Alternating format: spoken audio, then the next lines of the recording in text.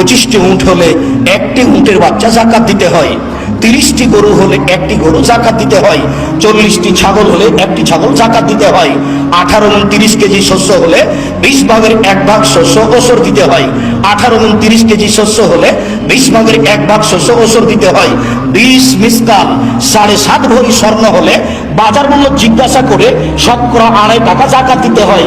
7.5 ভরি স্বর্ণ হলে বাজার মূল্য জিজ্ঞাসা করে শতকরা 2.5 টাকা যাকাত দিতে হয়। 52 তোলা রূপা 7.5 ভরি রূপা 52 তোলা রূপা হলে 52 তোলা রূপা হলে 200 দিরহাম। 200 দিরহাম 52 তোলা 52.5 তোলা রূপা হলে বাজার মূল্য জিজ্ঞাসা করে শতকরা 2.5 টাকা যাকাত দিতে হয়।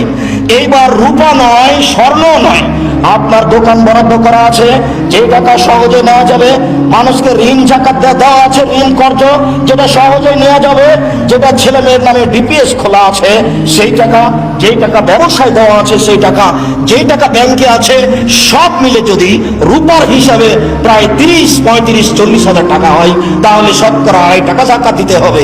স্বর্ণের হিসাব হলে 2.5, 3.5 লক্ষ টাকা হলে শতকরা 2.5 টাকা যাকাত দিতে হবে।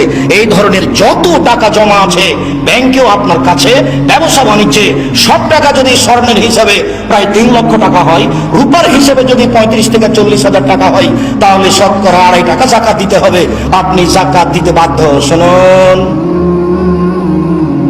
কমা সব ঘরে থাকতে পারে, থাকলে দংশন করবে এ কথা নয়, করেও যদি একজন মারা যাবে, আর যদি ওই অর্থ সম্পদ থাকে যে অর্থ সম্পদের ওসর যাকাত বের করা হয়নি, তাহলে সারা পরিবার মারা যাবে, কেউ রক্ষা পাবে না, সবাই জাহান্নামে যাবে। রাসূল সাল্লাল্লাহু আলাইহি সাল্লাম বলেন, লায়াদখুল